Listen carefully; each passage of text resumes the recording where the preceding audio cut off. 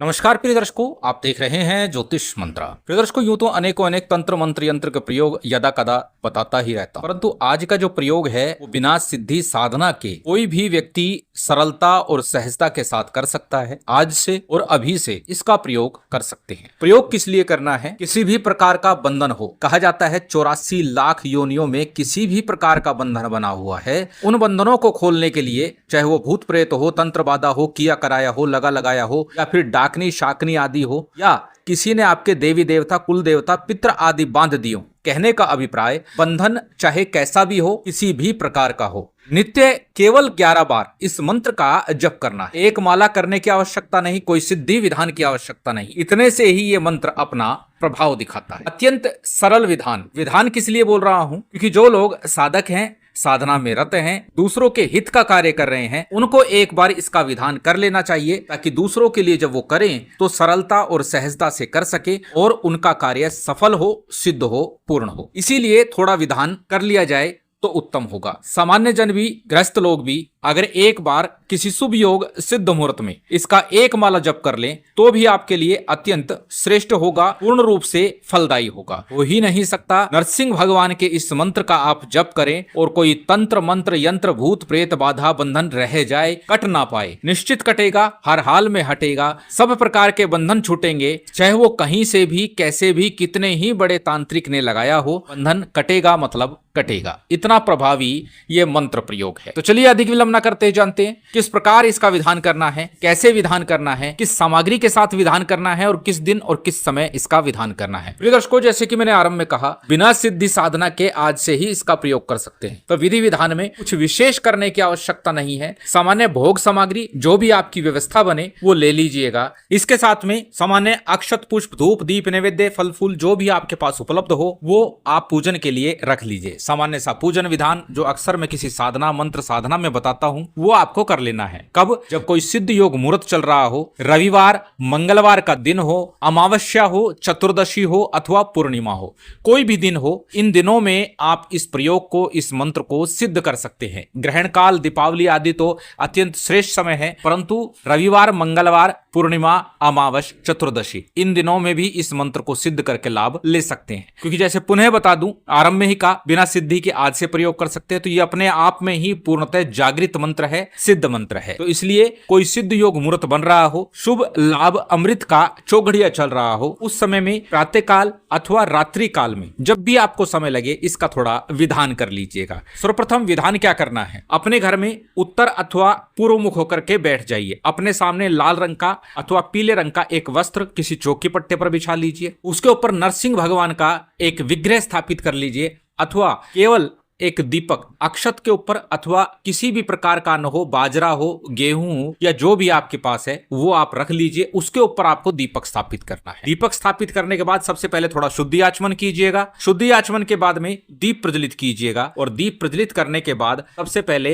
आपको संकल्प लेना है। संकल्प के लिए दाहिने हाथ में अक्षत, पुष्प, जल इत्यादि ले लीजिए। अपना नाम बोलिए, गोत्र बोलिए, उस दिन का तिथिवार नक्षत्र बोलिए, और फिर अपनी कामना, मनोकामना, अपना कार्य बोलिए। अब कामना, मनोकामना, कार्य क्या? सभी प्रकार के बंधनों से मुक्त होने के लिए ही कामना करनी है। चाहे वो पितृ, कुल देवी देवता का बंधन लगा हो, उसके निवेदन के लिए प्रार्थना करनी है। कहने का अभिप्राय संकल्प में यही बोलना है कि मैं, मेरा परिवार, मेरा घर, मेरा व्यापार, जिस भी बंधन में हो वो सारे बंधन खुल जाएं। इतना संकल्प किया। संकल्प के उपरांत सबसे पहले गणपति का, गुरु का, कुल देव, पितृदेव, स्थान देव, इन पंचदेवों का सामान्य सा ध्यान पूजन कर लीजिए। सामान्य पूजन के बाद में सबसे पहले गणपति और गुरु मंत्र का यथासंभव, यथाशक्ति जप कीजिएगा। जैसे मैंने आरंभ में कहा, सामान्य पूजन विधान है, किसी प्रकार की क्लिष्टता नहीं है, कोई कठिन नहीं है। जो आपको पूजन विधान आता है, जितना आप कर सकते हैं, जो आपसे संभव हो सकता है, उतना आपको करना है। मूल रूप से इस मंत्र पे ध्यान एकाग्र करना है। इस मंत्र को अच्छे से प्रयास कीजिए कंठस्थ करने का, क्योंकि कंठस्थ होगा तो एकाग्रता के साथ इस मंत्र का आप जप कर सकेंगे, लाभ ले सकेंगे। तो गणपति और गुरु मंत्र का भी यथासंभव, यथाशक्ति जप कीजिएगा। गणपति मंत्र के रूप में ओम गणपति नमः, ओम गणेशाय नमः, ओम वक्रतुंडाय नमः, ओम विघ्नेश्वराय नमः। कोई भी एक गणपति मंत्र जिसे आप सहजता, सरलता से बोल सके, जप सके, उसे गणपति मंत्र मंत्र का आपको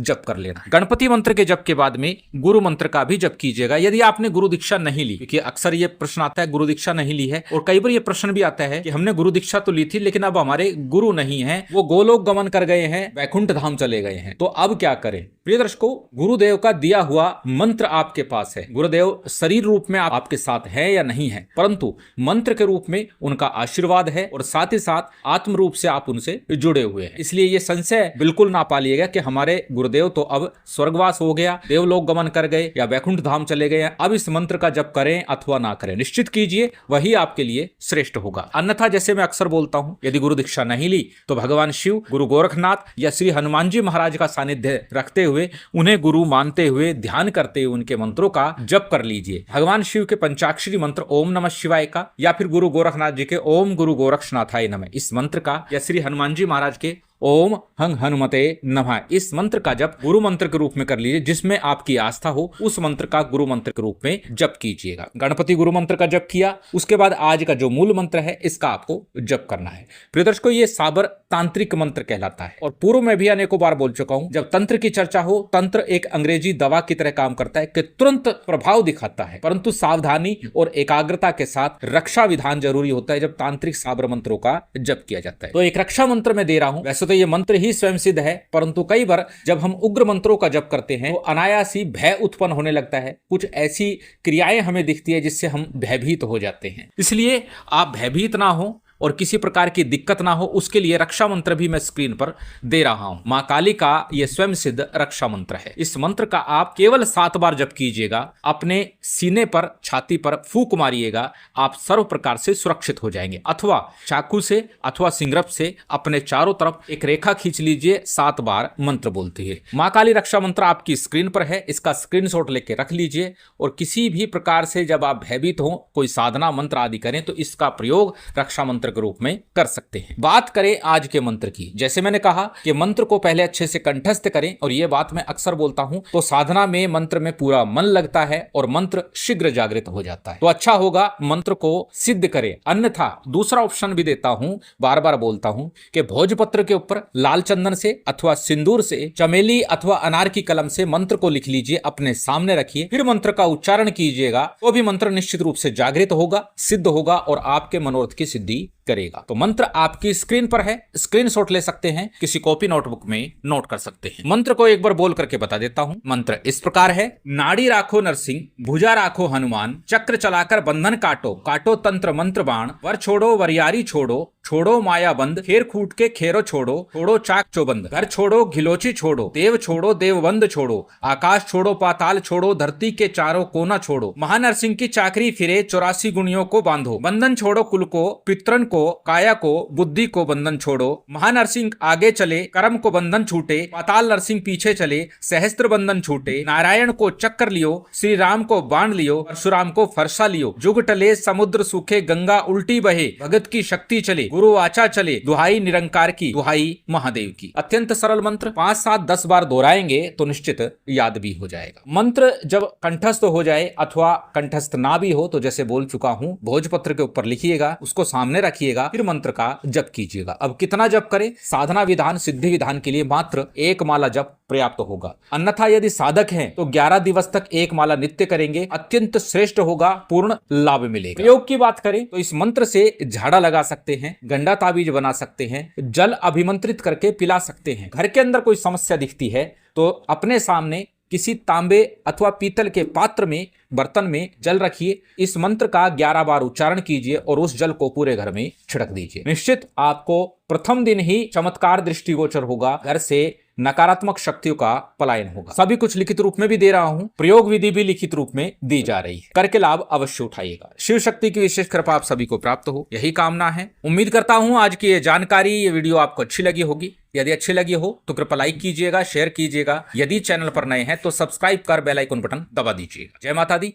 जय श्री राम।